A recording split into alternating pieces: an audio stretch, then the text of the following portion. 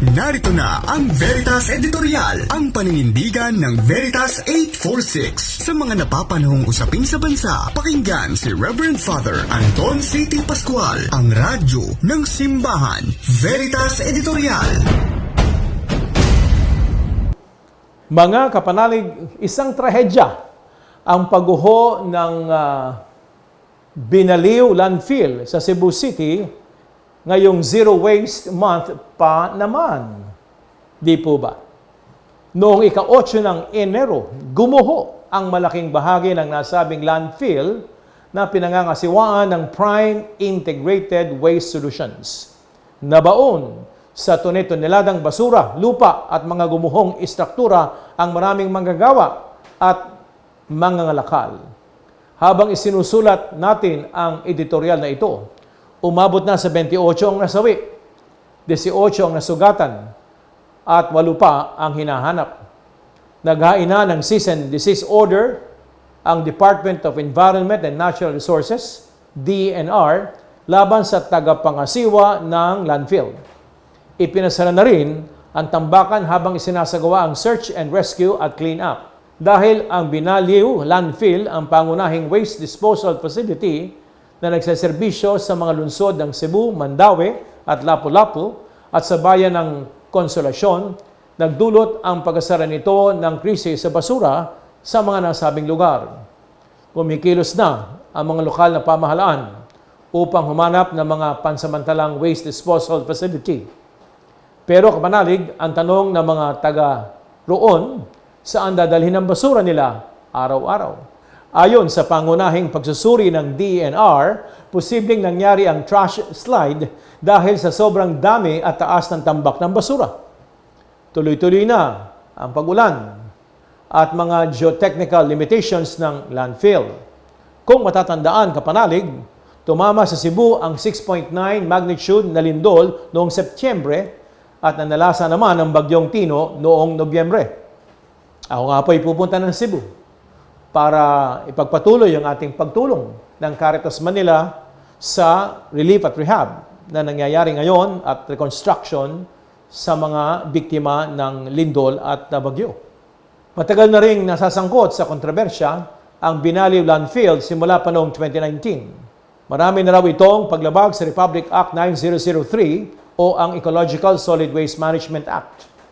Lumabas sa isang inspeksyon noong 2024 na nagmistulang open dam site sa halip na sanitary landfill ang ilang bahagi ng Binaliw landfill. Nagprotesta na rin ang mga residente dahil nga sa masangsang na amoy, pagdami ng mga langaw at banta sa kalusugan ng mga tao ng pasilidad.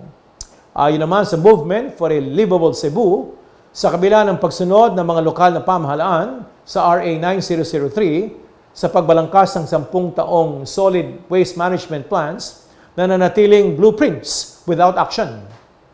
Ulitin ko po, blueprints without action ang mga ito. Ang batas at mga mandatong plano ay hindi nga dokumento lamang. Dahil sa maayos na pinapatupad ang mga ito upang masiguro ang kaligtasan at disenteng pamumuhay ng mga mamamayan. Dapat ding ipinatutupad ang RA 11898 o ang Extended Producer Responsibility Act upang mapanagot ang mga kumpanyang sangkot sa krisis sa basura. Kapanalig higit pa sa bastong pamamahala ng basura. Dapat ding bawasan ang basurang nalilikha sa simula pa lamang. Sa Catholic Social Teaching Laudato Si ni Pope Francis, ipinapaalala sa atin ng Santa Iglesia ng krisis sa basura ay konektado sa throwaway culture, kung saan hindi nagtatagal at mabilis na itinatapon bilang basura ang karamihan ng mga bagay na ginagamit at kinukonsumo natin. Abay nakaugat ito sa modelo ng produksyon at pagkonsumo na kung saan nangingibabaw ang kita o profit. Para sa mga negosyante kapanalig, mas malaki ang kikitain sa paggawa ng mga produktong madaling masira o palitan o disposable nga. Hindi sila kikita kung nagtatagal, nakukumpuni at muling nagagamit ang kanilang ibinebenta. Habang sila ay kumikita, binabayaran naman ng mga consumer ang mga negative externalities o nakatagong gastos sa produksyon gaya ng polusyon, banta sa kalusugan, at mga trahedyang katulad nga ng nangyari ng sunod-sunod sa Cebu. Kaya kapanalig, ipagdasal natin ang mga biktima ng trahedya at kanilang mga pamilya. Dapat nilang makamit ang katarungan.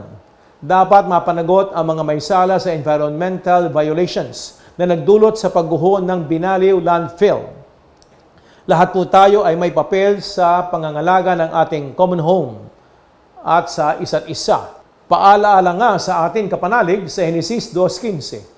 Ipinagkaloob sa atin ng Diyos ang responsibilidad na pagyamanin at pangalagaan ang kalikasan at kapaligiran. Hindi ang abusuhin at sayangin lamang upang maging basura, upang maging tambakan ito. Kapanalig, naway maging mabuti at responsableng katiwala tayo ng Panginoon. Mga managers, hindi tayo may-ari. Naway pangalagaan natin para magamit ang maayos ang mga biyayang binigay at ang susunod na salit-saling lahi. Sumainyo ang katotohanan. Inyong napakinggan ang Veritas Editorial. Ugaliing pakinggan ng Veritas Editorial kasama si Reverend Father Anton C.T. Pascual. Veritas Editorial.